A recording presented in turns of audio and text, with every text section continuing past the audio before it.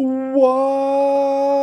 happening, guys? Happy Wednesday and welcome to the Dynasty WarZone, the People's Dynasty podcast. On today's show, it's a continuation of Dynasty camp news, how it's impacting your roster. But I want to bring in a man who's had a tremendous impact on my life. He is my co-host.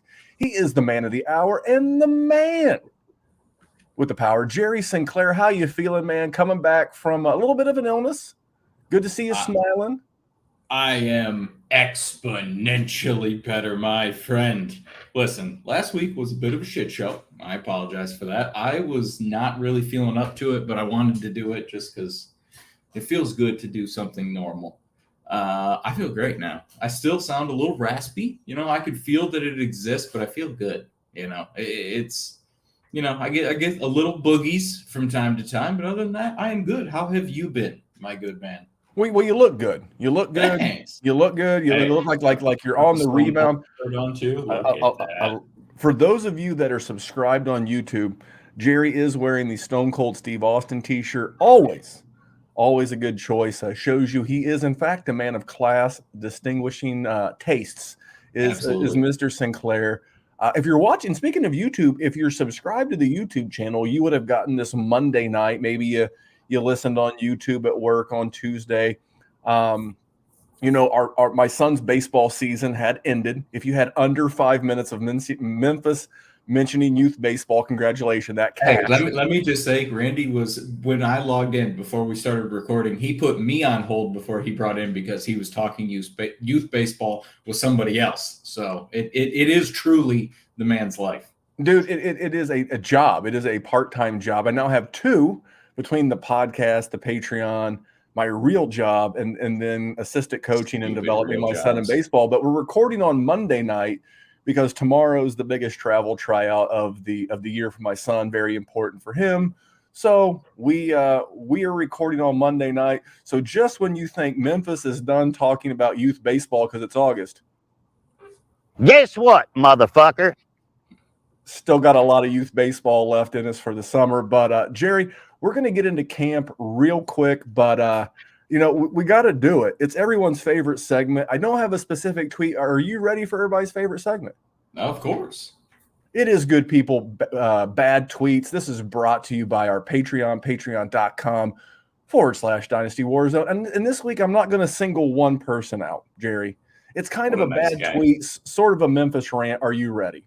Okay, shoot. So we'll get into his dynasty value in just a couple of minutes, but it came out on Monday morning that Judge Sue Robinson has decided that a 6-game suspension for Desean Watson is the punishment that they're going to dole out. Now, Twitter set itself on fire. Jerry, we love football, right? Of course. The former Redskins, former football team, now Commanders, they've had some branding as a football team, right? Yep. Now, if Twitter had a football team, you know what their mascot would be? I am curious to hear what you got for them. It would be the Twitter virtue signalers. All these people. Oh, Desean Watson, he's such a scumbag.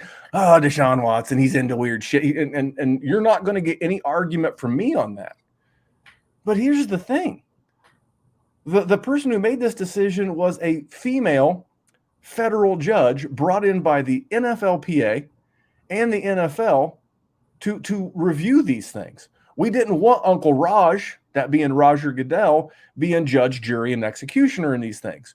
We wanted an arbitrary, arbiter, middle of the road, neutral person to make these decisions.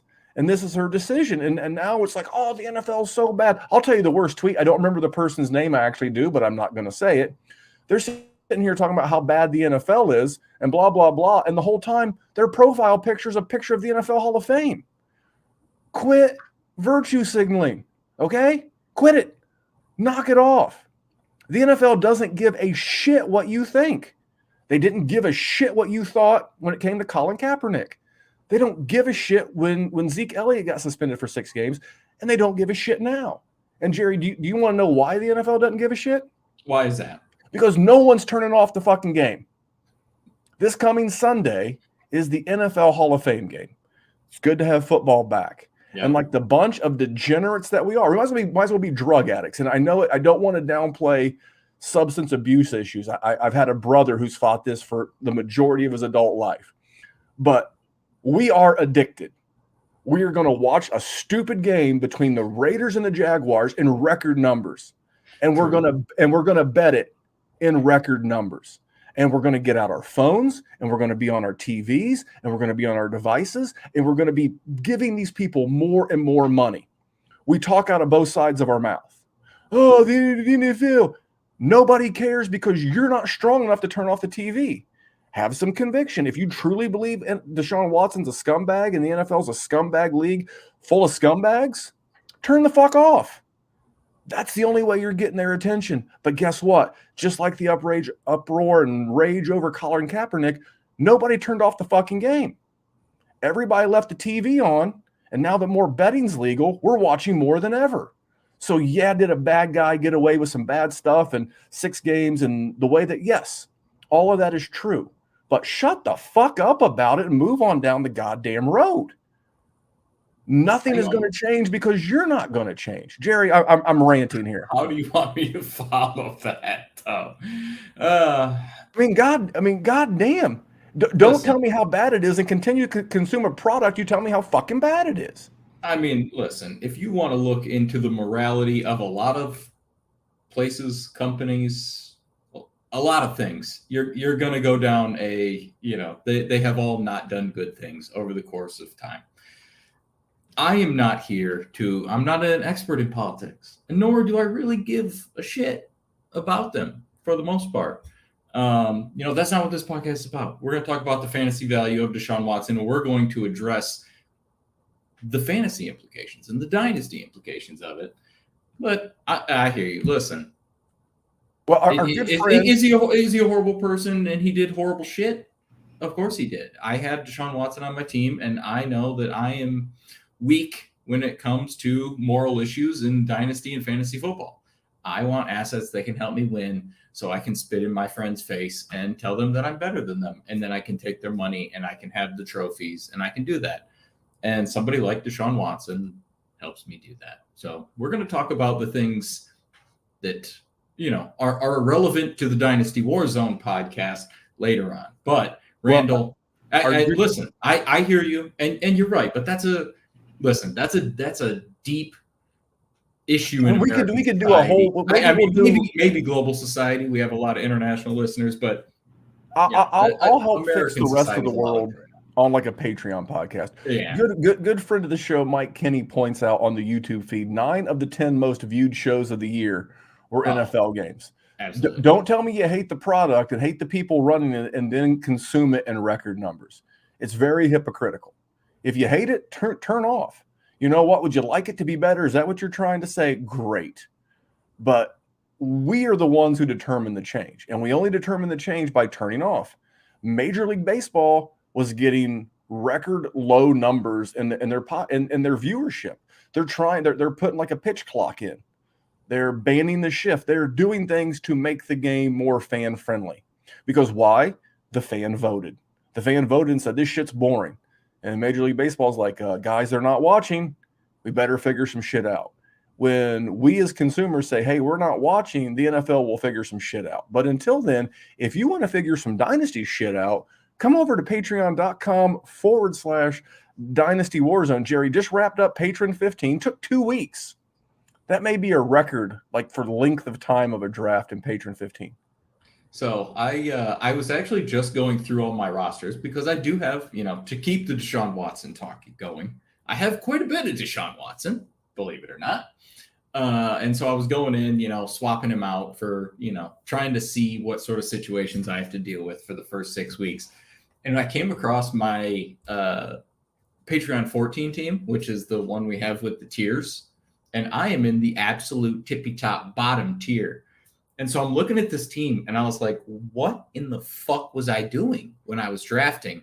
And then I realized that it was the relegation league. And I was like, oh, okay, thank God. Because it was a disaster. But listen, were you in the newest one? I was not. Okay, that's why they drafted so fast, because Randy will take all motherfucking day. Whoa. First of all, I will have you know, in Scott Fishbowl 12, I had the second fastest draft time of anybody in there. Now, mind you, our draft took 16 days. We were one of the last, the Guadalajara, because it's cities. We're Guadalajara, Mexico. Yeah. We were like one of the slowest drafts out there. But I mean, Patron's a ton of fun. We brought in some new people last week. They're already getting acclimated. There's talks of Patron 16. We're bringing back the redraft tag team division. So it works like this. You have to, if you're in, it'll be 24 of our patrons, and you have to form a tag team, preferably with someone that you've maybe not been in a league with before, or like a newer patron gets paired up with a veteran patron. And we do a redraft league for fun, you know, a couple of bucks, nothing groundbreaking, nothing you need those deep pockets to play in, a lot of fun. And you do have to give your team the name of a classic WWE tag team. So last year we were the Outsiders. We came in second. I forget who we lost to, but I mean, this is just some of the fun stuff we do over at Patreon. And for $5 a month, you get the bonus podcast. You get to be in the group chat. There's leagues. And that's just how we support the show. It's how we keep the streaming service, all the blah, blah, blah stuff behind the scenes. That's Patreon, patreon.com/Dynasty WarZone. Come hang out with us as the season gets going. And even if you only hang out from like August through January, it's good to get plenty of in-season advice. And Jerry, I'm ready to jump into the show. Absolutely. Now that I told the loyal listeners of the Dynasty WarZone to shut the hell up about Desean Watson, let's talk about Desean Watson. And I don't want to say we told you so, but this is exactly kind of how we thought this thing would go with Desean Watson. We said last year on this very show that from a dynasty standpoint, I was just treating him like he had torn an ACL. Now, theoretically, he could have played last year for Houston. He just told Houston to go piss up a rope, and I'm not playing. And they gladly gave him $10 million not to play football. But from a dynasty standpoint, if you did what I did, so the day that it came out that the second grand jury decided not to indict or press charges against Desean Watson, and that criminally he was free to go, and it literally just came down to the civil in the NFL, I went out and accepted an offer of, I got Desean Watson and I gave up Carson Wentz and a 2023 first. Deal. And easy money. And it's a competitive league. This was why I was giving that advice. And I know people are like, well, it's easy to pat yourself on the back now, but it's like, this always felt like the outcome. I mean, I said it today in our Patreon group chat. It's hard to give Desean Watson, no matter how many allegations, is it still as bad as kicking a woman on camera? We have he said, she said. I know there was a lot of she's, like 24, 30, maybe even up to 60 she's, but it's all still alleged. And there wasn't enough evidence to convict in court. We're really going to give that guy more games than the guy who kicked a woman on camera? It never felt like more than 6 games for me. From a dynasty standpoint, it was a buy. And Jerry, I got to say the days of cheap Desean Watson are officially over. Yep. Here's the thing. Like, when it comes to ascertaining his value in dynasty, what he has done outside of the dynasty world does not matter. Listen, if you have a moral compass and he is not your style, I ain't mad at you, and I don't really blame you. But when it comes to this man is only going to miss 6 games. And in the 3 seasons that he has played, he has finished as the number 5 quarterback every single time, which makes him a league-winning, dominant asset that you could get for a depressed value for the better part of the last 18 months or so. Now, to Randy's point, that time has pretty much ended. So what is your plan now? You're not going to try and acquire him, I would assume, because it's probably going to peak back into the top 5 value, I would guess. I mean, it's 6 games. I mean, we're in training camp right now, right? Would you be giving away Desean Watson if he pulled a hammy, like a severe hammy strain in camp? Would you be, and it's basically the same, right? Sure. It's hey, he has a severe hamstring strain. He's going to start the season on the PUP. He's going to miss the first 6 games. Except he's not hurt. He can do all of the preseason work. He can play in all the preseason games, and then he can't. I bet you see a lot of Deshaun Watson in the preseason. Sure. Because he's got a lot of rust to knock off from sitting out a full season last year. You want to get him as many reps as possible with Amari Cooper, David Njoku. He and Donovan Peoples-Jones have shown a real rapport in camp to date.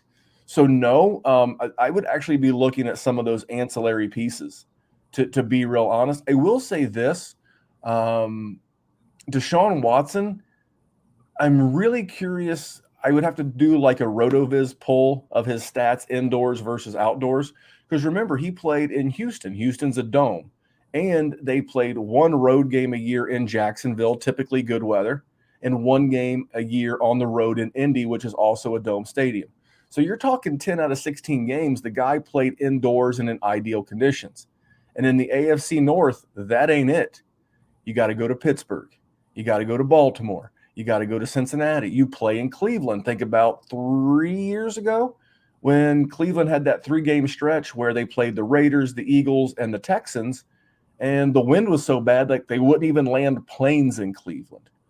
How does Deshaun Watson play in less than ideal conditions? So and if you on top of that, he's missing the conditions that are conducive to him, right? Like the first 6 weeks of the season when the weather's going to be nice, he's not playing.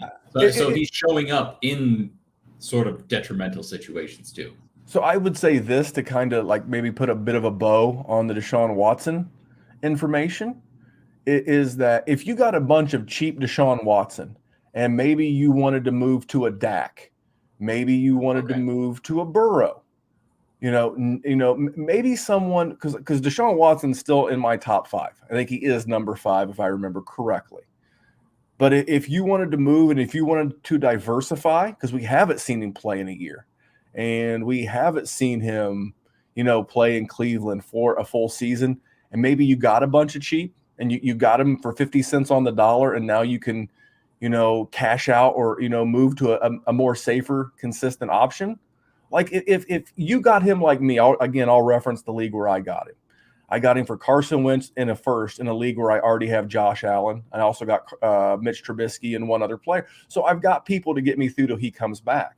Yeah. But if I wanted to maybe trade him for a Kirk Cousins plus, a safe, solid QB2, and then I could get some plus on top of it, maybe an extra draft pick, maybe a wide receiver, whatever. Maybe I do that in some cases, but if you basically the end of it is that you're not going to get any more cheap Deshaun Watson, A. And if you wanted to liquidate some of that cheap Watson you got, now's a great time. So what are you thinking about the rest of Cleveland? So the first 6 weeks, it's going to be pretty ugly. So I would guess they're going to lean on the running backs quite a bit. It's going to be the Nick Chubb, Kareem Hunt show. That's what I'm saying. So those are going to be absolute flip candidates for me. I'm going to draft them in my redraft leagues, and then to the people that get super horny about running backs, I'm going to be flipping them after a month. They exist. I mean, when I hear you say it, when I see you say horny. They're like 26, 27 years old. So even in Dynasty, like I'm about done with them regardless. And they are going to get the lion's share because you're not going to want to rely on Jacoby Brissett. Like if you have elite running backs like that, you're going to want to lean on them until you can get Deshaun Watson back. So I just feel like the running backs are going to go absolutely bananas, and I'm going to flip the shit out of them. As far as Amari is concerned, though, I don't know. He could really end up being I don't love it either, but I'm not putting it in the realm of possibilities that it's not possible that he can't have a 1,300-yard season, which I don't think is crazy. All right, tell me why. Randy's telling me no. I don't ever want to plagiarize someone else's work, and if I could remember, because I've got a good memory, like for most, because the stat stood out. Someone posted good weather, bad weather splits with Amari Cooper, and this man does not do well in cold weather. He does not do well. And a good friend of the show, David Donaldson on YouTube, just posted Amari just got hurt again. I don't know if that's serious. I don't know if that's serious or he's just busting chops, but no, I would much rather go off of the ancillary pieces. I would much rather go get David Bell, Donovan Peoples-Jones. I'm not really sure how I feel about David Njoku.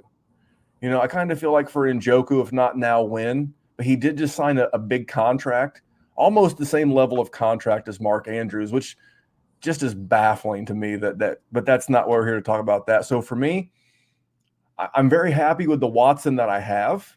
I may move a little. I like your point about this is going to be a great cash out opportunity for Nick Chubb. I want no part of Amari Cooper. And if I'm looking to acquire anybody, give me David Bell, give me Donovan Peoples-Jones. Someone in the chat mentioned Anthony Schwartz, the speedster. But I mean, that's fine. He's a dart throw kind of guy, but I'm pretty excited for Cleveland. I mean, this is going to be a hell of a division. I mean, Mike Tomlin's never had a losing season in the AFC North. Cleveland's got Deshaun after 6 games. The Ravens are at least going to start the season healthy. And the Bengals went to the Super Bowl last year. This could be one of the funner divisions in fantasy and in football in general. True. It's definitely going to get some press, that's for sure. Oh, man. I may ask you a quick question before we pivot. And I tell you about a trade that I made involving a Cleveland player. Okay. Which division do you think is going to be more fun, and which division has better QBs? I think I know the answer, but I don't think it's as obvious as you think it is. The AFC West, you got Mahomes, Herbert, Carr, and I'm drawing a blank on the other one. Herbert, Carr, Mahomes. Oh, my goodness. Chargers, Herbert.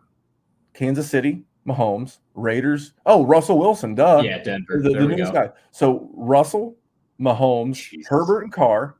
But then in the AFC North, though, you got Burrow, you got Lamar, you got Deshaun Watson. Sort of on that one. Yeah. But, man, I mean, I got a lot of love for Derek Carr, but is there a huge gap between Carr and Trubisky? And there's a gap, but I don't think it's a huge gap. But, man, I hear you. These are going to be – I mean, the AFC is an absolute landmine field. That's just 2 divisions. Forget about the East. Buffalo, really good. You're going to count out the hoodie. Miami looks to be improved. Jets have added a bunch of weapons. Jacksonville, have you watched Jacksonville in camp? They look good. We're going to talk about Traylon Burks here in just a second. Tennessee, the Colts. Disrespect right now. I mean, is the only team not in playoff contention right now the Houston Texans? I mean, Jacksonville's on the outside looking in. The Jets, maybe. I feel like 12 to 13 teams in the AFC are in the mix right now for a playoff spot now that 7 make it. I mean, you're not wrong, but that's the NFL, baby. That's what makes it so fun. Going to be a lot of fun. Speaking of fun, I've seen a lot of people having fun posting vids of Traylon Burks and a good friend of the show, Ray Garvin, Theo Grimminger from the GOAT District and Roto Underworld. A lot of people have been posting a lot of Traylon Burks hype, Jerry. How are you coming around on Mr. Traylon Burks and the hype around this man's? I think I'm still in the same spot. I am not a person that usually buys into hype or hatred a lot. And I felt like the hatred was probably a little unjust, and I feel like the hype is probably a little unjust. I think he's in a good situation where he's going to be the primary target. And that is all I care about. Whether that is going to be enough to make him a star is yet to be seen, because I don't know if Ryan Tannehill can do that. Because here's the secret about A.J. Brown. A.J. Brown can explode, and he can have these big games. As far as end-of-season stardom, dude never had 1,100 yards. I've said it once. I'll say it 1,000 more times.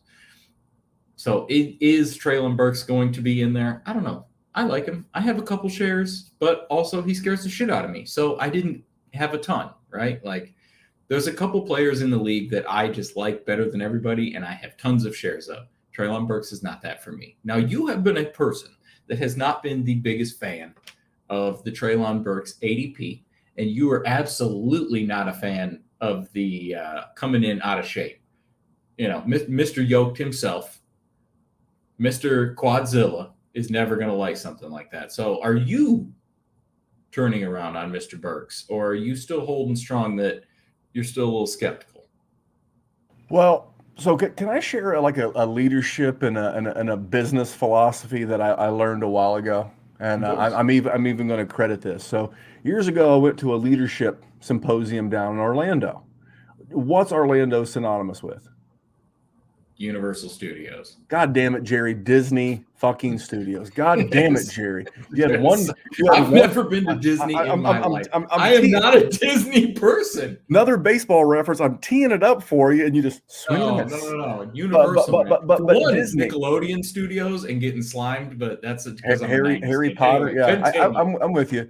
So one of the speakers at this thing was a guy named Dennis Snow, and he wrote a series of business lessons learned from his time at Disney called Tales from the Mouse. Everything Speaks. And I'm a huge believer, ever since I've heard this, everything means something. Anyone who tells you something doesn't mean something is lying to you, or they're ignoring new evidence brought to the table. I am a person who is always going to adjust how I feel about something based on any new evidence. Kudos to Treylon Burks. He looked less fat coming into camp. He is moving well. I want to see it in some preseason games. Agreed. But if I had to say anyone has done more, a guy we're going to talk about here in just a minute as well, but if anyone has done more to improve their stock with me, it's been Treylon Burks. Look at this guy. Here's the thing. This is what do we want from people in life? We want from people to hear the criticism, do the work, and come back better. What has Treylon Burks done? He went away. He did the work. He's come back better. So am I supposed to hold that against him or just dig my heels into a take that may need to need some mending? No, I'm going to take this new evidence and I'm going to say, okay, I've got an eyebrow raised. I am raising Treylon Burks up a little bit. I don't think there's anything else I can do. I'm not going to dig in and go, he just sucks and he's still fat. He's not. He's looked very, very good in camp so far. I'm very excited to see him in some preseason games. I'm looking forward to seeing him against some DB1s from the other team. I want to see, when he's not beaten up on future UPS drivers. I want to see what he looks like then. But I'm not going to ignore the things that have been presented to me because everything matters. It matters a little. It matters a lot. It matters. So that's where I'm at with Treylon Burks. I would say this, from a dynasty standpoint, arrow pointing up, moving in the right direction, and I may have to amend what might end up next year this time being a good person, bad tweet on my part, Jerry. That's where I'm at with Treylon Burks. What are you doing? No, I think that's fair. I'm glad to hear. See, that's why you're a smart man, my friend. Don't be set in your ways. Lesson 1. Well, lesson 1's don't be a dick. Lesson 2, don't be set in your ways. Listen, gather all the information that you can, adjust accordingly. I mean, that's what everything, dynasty, sports betting, the stock market, all of these things are things that deal with incomplete information. And the sooner that you can use your brain, use your resources, and take that new information, it allows you to act. Let's talk about Desean Watson again. I mean, what the hell? The one where Memphis dropped 67 F-bombs about Desean Watson. It's like Desean Watson. If you waited until today to make a move on Desean Watson, there's no more value for you. We talked about that. The value was making the speculative buy 6 months ago or a year ago. That value is gone. So if you had acted when Treylon Burks had asthma and or was just fat and was not ready for minicamp, then you got a value. But now that he's shown up looking good, he's doing things, there is no more cheap Treylon Burks. That's how it works, kids. So if there's a player that you're interested in, like Jerry said, Jerry's doing the opposite. He knows that good news is around the corner for Nick Chubb and Kareem Hunt. So he's not going to move Nick Chubb or Kareem Hunt right now until we get to about week 2 or 3 when these guys are getting force-fed against mediocre competition. I know they start the season against Carolina. They're probably going to eat, and he's going to wait because he knows that there will be what? More information, and he'll get more of a buy. So with Treylon Burks, the value's gone, and I got to say, we just got to see it. I could wind up eating some of that humble pie, son, about Treylon Burks. And another guy, I might get a big old scoop of humble pie. Could be Mr. Drake London, also having a good camp. Yeah, that one. I might be having that piece of pie with you there, my friend. Goes good with vanilla ice cream, but hey, what doesn't? That's true. I mean, my man has looked good. This is one of those situations where I need to see it, buddy. Right now, you've done everything you have needed to do to make me look stupid, which I appreciate. And I do have one share just because I like to diversify. So for that one team, across all of my teams, it really thanks you for putting in that extra work, and I hope you make it out and do well. You know, what can I say? Like I shit on the guy all off season. I mean, there are some wide receivers in the league who will remain nameless. Odell Beckham Jr. allegedly likes that sort of thing, but my two big concerns with Drake was his ability to separate in the NFL and the fact that he's never played double-digit games since like high school, and I'm not even sure he did in high school. And in the NFL, you got to play 17 games.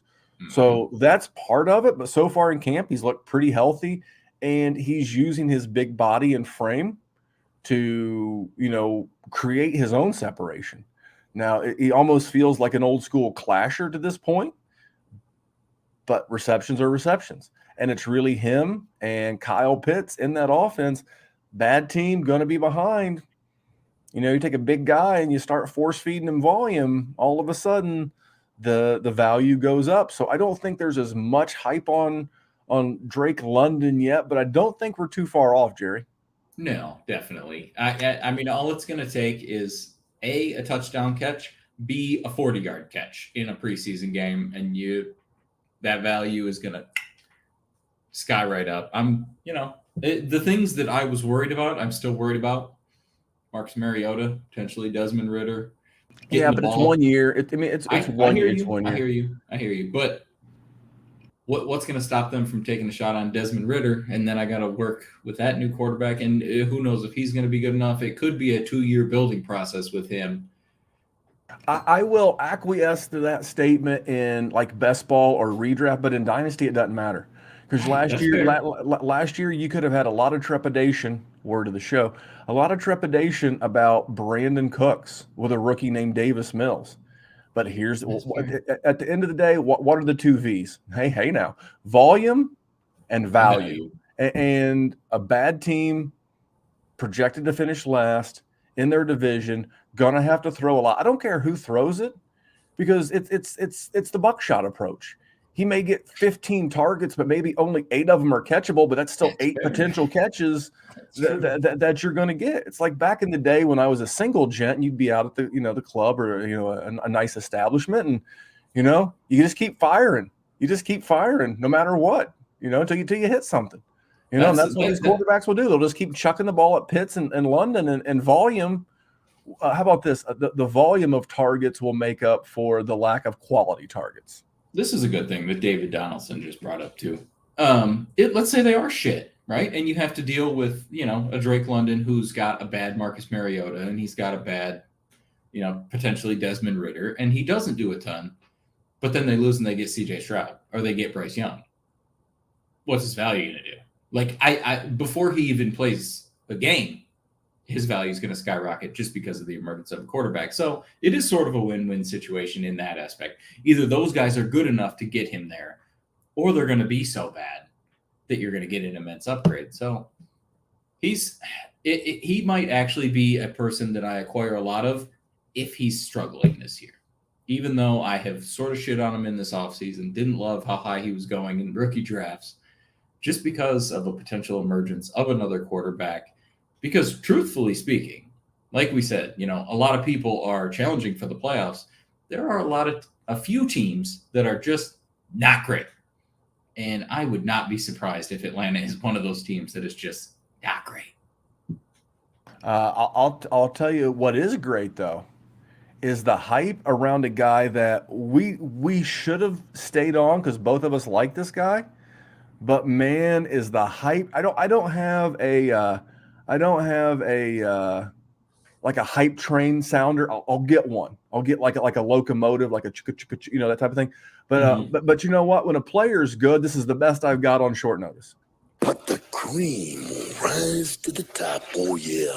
I mean, good players show out, and all of a sudden, Isaiah Spiller The only running back in Los Angeles for the Chargers not named Austin Eckler to get reps with the ones.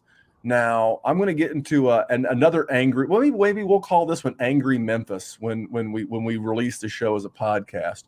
But Isaiah Spiller getting love from tons of people in the industry. Friend of the show, Troy King, JJ Zacharyson, Jax Falcone, Graham Barr. I could just go on. I just do Isaiah Spiller in the search function on Twitter. All these guys saying good tweets. And, I'm getting all these random, because I have a lot of Isaiah Spiller. Because, Jerry, what do I draft and what do I trade for?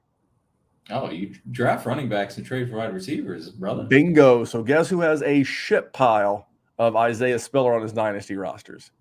That guy. And when I get the low ball offers of, like, and I'll tell you about one here in a minute. I'm going back to it. Guess what, motherfucker? I'm not giving you my Isaiah Spiller for a third. Can I tell you about a bad trade real quick? I would absolutely horrible trade. This is great. Not good people. I'm not going to out this particular Dynasty and fantasy analyst, but you saw it in the group chat the other day. I was surly. Is that fair? Yeah, that's fair. Gruff. I like surly better. Okay, well, I was surly. I was surly, and Mike in the Mike says, "What was I surly?" The Crip Mac on Hood. Hell yeah, I was surly on Hood, and I got offered Mark Ingram. Jerry, what do you think this particular fantasy analyst wanted me to give them for Mark Ingram in a Dynasty league? What did they want for Mark Ingram? They wanted me to give them Isaiah Spiller and a third-round pick. That was nice of them. Well, I'm like, do you think I walked into this life like 3 weeks ago? Am I out robbing liquor stores with a Born to Lose tattoo across my forehead? No, I've been doing this for a long time. And it's let me interject real quick here. Sure. On Mark Ingram. Here's my dynasty analysis of Mark Ingram on August 1st, 2022. If Mark Ingram is in your free agency, you go ahead and just let him stay there. You got nothing to worry about. Anyway, Randy, continue. I'm like, why don't you just come over to my house and slap me in the face and then slap my wife on the ass? What else you want to do to disrespect me? What the hell, man? Now, mind you, I have tolerated this gent, and he's a youth chaser. All during our rookie draft, I had the 107, the 108, and he's sending me things like Amari Cooper and James Robinson and like a fistful of loose pubes for the 107, 108, and like the 205. I'm like, get out of here, man. Here's the thing. I can appreciate you wanting to jump in on the new hotness. I can totally dig that. But how about, hey, bud, fellow league mate, fellow Dynasty analyst, dearest I noticed you paid a third for Mr. Spiller. Can I offer you a second? Oh, no, I forgot because I'm a youth chaser. I'm just going to offer you a guy who's closer to drawing an AARP card than he is to being to being an RB2. Jerry, what the hell, man? What the actual bloody hell? Yeah, that's not a good one. I will give you that. It seems like Isaiah Spiller Day on Twitter was today. No, sir. It was Saturday, but I know you were working and you're getting caught up from being sick. So I can kind of dig that. But yeah, all of a sudden, like I have a ton of Isaiah Spiller because I never lost faith, and I got like a bajillion bad offers. Oh yeah, well you're always gonna in those situations because people that's what they do. I mean, usually not Mark Ingram for Isaiah Spiller in a third, of course. But the thing about this situation is like. He's the only person that's getting first team reps with Austin Eckler. No shit. What are they going to do? Give it to Josh Kelly? Like, of course they were going to give it to Isaiah Spiller and not Josh Kelly. So, I mean, that was a little bit of an overreaction, and people love to hear that. I don't know. I guess I understand it, but it seems like when they drafted him, it was sort of going to be obvious that he was going to split some time with Austin Eckler because Josh Kelly's there. Well, it's like it's barrier to entry. Josh Kelly, I just, of course he was going to get it. I'm excited. Listen, and Austin Eckler's what, 28? I mean, I mean, he's yoked. My man's a brick shit house, but I mean, Roundtree. That was the other guy's name. Thank you, Mike. I mean, But here's the thing. Here's the thing. Barrier to entry. It's James Cook, but with probably a better college profile. no, for sure, better mean, profile. Really good offense. I mean, and literally, Austin Eckler has gotten hurt. I'm not saying it, I'm just saying like the news that he was splitting first team reps over the other guys. No shit. It's like if Isaiah Spiller couldn't beat out these ham and eggers, yes, then crumb bums and shoe clerks. It's a then different. I mean, what did we think was going to happen? Why did we like James Cook so much? Yes, you can argue metrics and 40 time and all that. Cool, neato, good for you. I like good players on good offenses that score good points. I know it's kind of boring and I don't have a lot of data and metrics and things to back it up, and you're just grinding that film, but it's funny how it works. It's funny how it always works. Now, you may only get a season, you may only get a couple, but at the running back position, that's not that uncommon. No. So if you loaded up on cheap Isaiah Spiller, no one's happier than you. You are doing great. It's one of those things. If you want to get a cash out, I will bet you by the time we get preseason week 2, if the hype continues at this level with Isaiah Spiller, you will be getting 23 first for him. Absolutely. Especially in 1 QB leagues.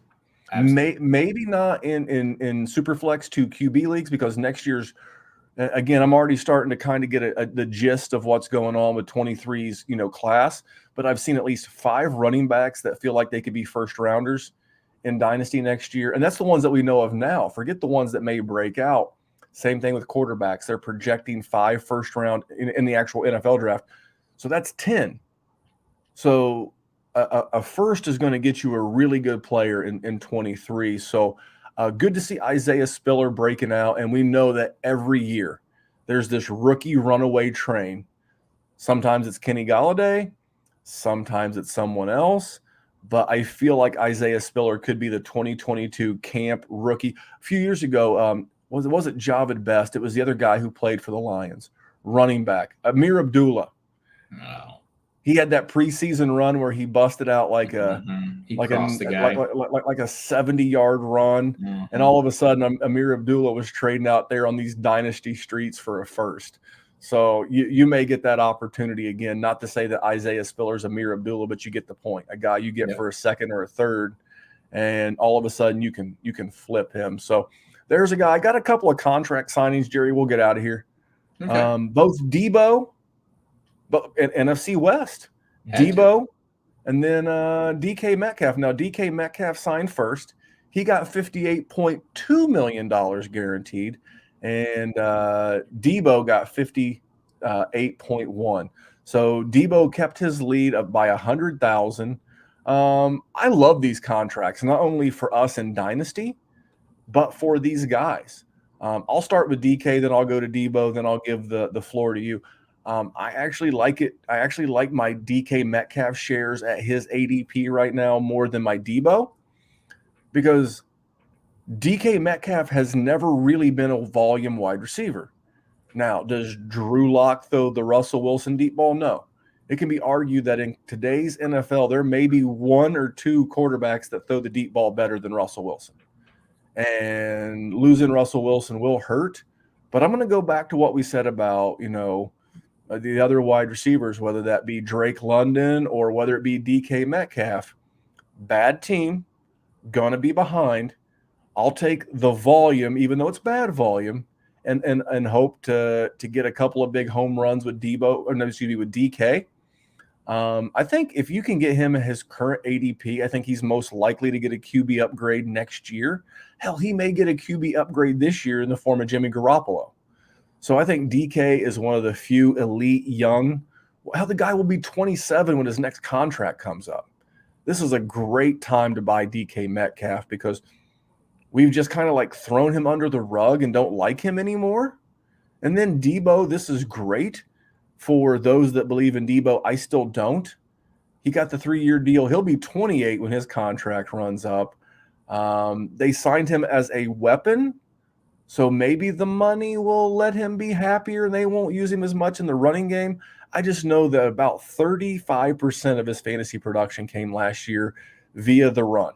I saw he gets a bonus if he hits 380 rushing yards. He gets So that's going to entice him. 750,000 miles. Miles, Jesus, Jerry. Dollars. Is that like air miles? Yeah, he gets air miles. He has to do his homework like Kyler, but he gets air miles. If you've flown recently, that's 750,000 miles more valuable than you're letting on. But I'm actually using this as a reason to buy DK and flip Debo. Like if I had Debo and I could go flip him for DK and get anything in return, I'm totally in. 10 out of 10. DK's healthier. DK's younger. His game is much more likely to age better than Debo Samuel's. And we seem to forget that even though Debo only missed one game last year, he's had some injury issues of his own in the past. So for me, this gives me a reason to go buy DK and a reason to go sell Debo. Jerry, what do you got? DK's my number one buy, I think. Just because he's in a situation. Oh, you're a copycat. God damn it, Jerry. Kiss my ass. Listen, I've been on DK's job you have the whole time. You are a meat rider of DK Metcalf. Yeah. It's probably bigger than I want to ride, but that's for a Patreon, a weird Patreon. Even more reason to sign up. So either, it's a disaster in Seattle, right? And he doesn't help you this year. But then they get an immense QB upgrade. So they are, in my opinion, the worst team in the NFL. I would absolutely put them in the tippy top option of being one of the cream rises to the crop, No, Jerry. Don't ever do that again. Sorry. Cream will rise to the top. Oh, yeah. They're just bad. And I really think they are going to end up with a top 3 pick. If I was betting, I would put some money down on them being the top pick. So they will get a quarterback, and it will be much better for DK's situation. Even if you don't want to play DK Metcalf, the moment anybody with a pulse goes there, that's not Drew Lock or Geno Smith or, even Jimmy can help this year. Or he's just a 6'4" lightning bolt who can still make unbelievable plays down the field. Either way, I'm going to get a young guy who's signed a contract for multiple years and in a situation where either he's great with really bad quarterbacks, which proves that he's always going to be good. If you can be good with bad quarterbacks, you are an asset that should be on my team, especially since he's not even going to hit his apex wide receiver pinnacle years until after this contract. So even if it's a disaster in Seattle, my man's going to end up on a team where he can try and win a Super Bowl. And if he's on a team that can try and win a Super Bowl, they have a Super Bowl winning quarterback. Fuck yeah. Give me DK Metcalf every single time. Debo is not really my cup of tea. So I'm just going to keep it at that because I'm biased and I don't want to influence anybody that may or may not like Debo. He's just not the type of guy. I don't know. I don't like guys that are going to do everything like that just because they are going to get hurt, and he's already missed an entire season for the most part. So no, thank you. Not my style, but it's good for him. If you have Debo, you're happy, and I do in a league or two, which I'm excited about. But if I could get DK Metcalf, absolutely. Every single time. All right. Well, I forgot to tell you earlier about the trade involving a Cleveland player, but it involves one of my top buys, and that is Nahim Hines. So on Saturday, I gave up Kareem Hunt, and I got back Nahim Hines in a third. I am all in on Nahim Hines. When Nahim Hines had Phillip Rivers as his QB in 2020, do you know where he finished that year as an RB that year? Where did he finish? He was RB, it was either 15 or 16. And you know where Jonathan Taylor finished? Where? RB6. So there is a world where Jonathan Taylor gets his, but Nahim Hines gets his. And you know what Matt Ryan and Phillip Rivers have in common? What was that? Well, it's not 9 kids. No. You want to go out on a limb and say Matt Ryan, not as potent, not as fertile as Mr. Rivers, but they're both as mobile as this mic stand right here. They ain't moving. Matt Ryan is a check him down quarterback. And I think that's great for Jonathan Taylor. I think he's going to see a nice little bump, but I think you're going to go back to seeing that weapon, that gadget type role where Nahim you might see Hines and Taylor in the backfield, together. They motion him out to the slot. You're going to see a lot. You're going to see a lot of Nahim Hines. Nothing against Kareem Hunt, but I would much rather have Nahim Hines. That is my top buy right now. On top of Austin Hooper, although I hear and see Austin Hooper. Welcome aboard, by the way. Welcome aboard to all these fantasy and Twitter and Dynasty. Welcome aboard. I've been on this guy since March. And so there you go, Jerry. There's a show. I love these training camp shows. They're getting a little shorter. We're getting around an hour. Good friend, Kyle, back with the FF Smackdown. How about that, Jerry? Good. About time. Listen, he texted me, asked how I was doing. I was like, I looked at my phone. I was like, oh, look at this guy. Okay. No, I'm good. Always love hearing his voice. Brightens my heart. Kyle, it's so great to have him back. And that's one thing you're going to see a little bit more of this season from the Dynasty WarZone. Dallas will still be doing the rookie content. And by that, I mean, he'll be doing stuff about the guys in their first year, and he'll be doing a lot about the guys in college. Dallas does a tremendous job with the rookie. We call it rookie here. It's not quite full-blown Devy because Dallas and Jerry and I and the guys, we don't scout high school sophomores. I just don't. Unless they're baseball players. If you got a good 15U that wants to play in Indiana, hit me up. But that's not really our thing. But Dallas takes care of all that Devy, and soon-to-be players will be drafting. Next year, the guy at the Dynasty War Games, Jesse, Mike, and Chad, they'll continue to do some fun Dynasty-related content. We will too.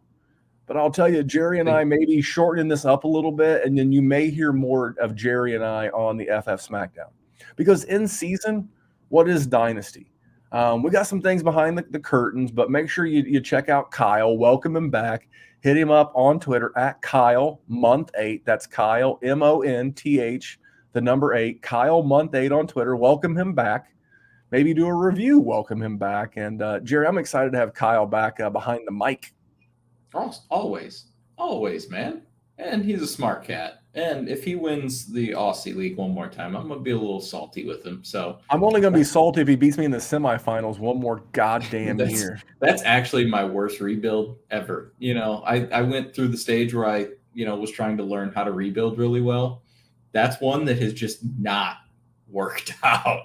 No matter what I've tried, that team's still shit. So at least he wins, I guess. And not G, because G's been talking that shit. G always talks shit too, though. Hold on. Sorry, I'm going to keep interrupting. You're good. So they got me into footy, right, which is Australian football. Well, my team that I adopted, because they were rivals against the team that's blue and yellow, and being a Michigan State guy, I picked the team that was rivals against blue and yellow. There was no green and white team. I went against G's team, and they tied, Randy. What kind of stupid fucking rules they got in this sport where you can tie? Get the fuck out of here. What is this? I still don't entirely know all the rules in that game either, because I watched the highlights and stuff. No idea how anything happens. Oh, I got one more trade we can talk about. Okay, shoot. I traded Cordarrelle Patterson For anything? For Hunter Renfrow. Okay.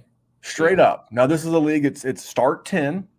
It's super flex. So you're going to start 2 QBs. You have to start 2 tight ends and then 1 running back, 1 wide receiver. So it's a 4 flex league. So I gave up a little running back depth. But, dude, I love Hunter Renfrow. I think I got a steal for like a 32-year-old running back wide receiver hybrid. I loved it. I love Hunter Renfrow. Even if you don't love Hunter Renfrow, Cordarrelle Patterson is absolutely going to be the guy that cost so many teams redraft championships this year, because he did great last year. He's like this year's like Zach Stacy or Alex Collins, where it's like they did good for a year, and then the next year they get drafted in like the 3rd round of a redraft league, and then that team loses, and they're surprised by that. That's Cordarrelle Patterson. You had 8 years to see if the guy could do anything. He put it together for 1. No, thank you. I'm good on that. You ever send your wife a text and she just does not believe what she sees? Hey now. Because what I did is I sent her a text. It's that classic picture of AJ Brown with his shirt off, DK Metcalf with his shirt off, and in the middle is a picture of Hunter Renfrow with his shirt off, and it says all three of these wide receivers last year, the one in the middle made the Pro Bowl, and it's Hunter Renfrow. My wife was like, "No way, like 100%." That guy was the most productive wide receiver. She's like, "That's not even possible." She's like, "Are you sure he's not a kicker?" And Like, this is the sport that we try and predict what's going to happen in. And we do the best that we can, but we want to thank you for tuning in. Jerry has been a great co-host. I appreciate him recording on a Monday for a Wednesday show. Make sure, again, I point out the Patreon, patreon.com/Dynasty Warzone. The group chat's been tremendous. The one thing that I really appreciate is that sometimes you're in a group chat and sometimes, you almost want to scream for an adult. Adult, make these guys straighten up. Our patrons, handling some pretty sensitive subjects like the Desean Watson. It's been a forum where people can, the other day they were discussing PEDs, and I'm reading through and I'm like, man, it feels like this is getting heated. I'm like, no, we have a bunch of good people. They're able to disagree and speak to each other like adults. And hey, here's my opinion, and let's have a conversation like adults. That's what's cool about the Patreon. That's why I've been spending more time there than I have been on Twitter, because Twitter is just a cesspool. And of course, Hate Brand Goods. It's the athletic. I've actually gotten a pair on. I'm gonna let Jerry talk I may stand up for those of you on YouTube. Jerry, Patreon, Hate Brand. It's got HVIII.com or HVIII in your Apple or Google Play App Store. Jerry, what do you want to tell these people before we get out of here? I would just tell them to use code word Memphis for Hate Brand Goods. That's Matt Vincent. That's our dog, man. Well, hold on. Let me see Quadzilla. Okay, he went with the stripes. The stripes make it look bigger. That's all I'm saying. Hey now. And I will tell you that you got to be subscribed to their email list, because this past weekend they had a flash 50% off sale, the entire website. So it was like from noon to 5 on Saturday, and smoking hot deal. So check out the Hate Brand Goods, HVIII.com, or in the App Store or Google Play. So Jerry, there you go. That's a podcast, and let's get out of here. Again, you working tomorrow? No, I have tomorrow off. It's going to be absolutely fantastic. I'm probably just going to play. You know what? I'm going to text Kyle. I'm going to see when he's recording, so I can jump on the YouTube. And I can listen to that, man, so I can get a little bit smarter, because I got my redraft league coming up in a little bit. I only have one. It's just the oldest league that I have. Two. I'm going to do the tag team division of the Patreon. I forget who I think it was one of the Mikes last year, but I think I'm going to get a new tag team partner this year. Last year we rallied. Like, we started off like 3-5, and we got hot down the stretch. I would like to say it had to do with all my intelligentsia and but it wasn't. Mike carried me.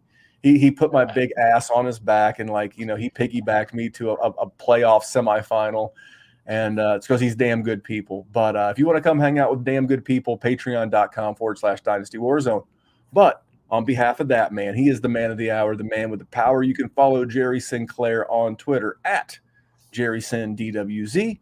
You can follow me at DWZ Memphis, and here at the Dynasty Warzone, we are just trying to make the world a better place for fantasy football. We'll see you back real soon. Have a great week, guys. Keep enjoying that training camp.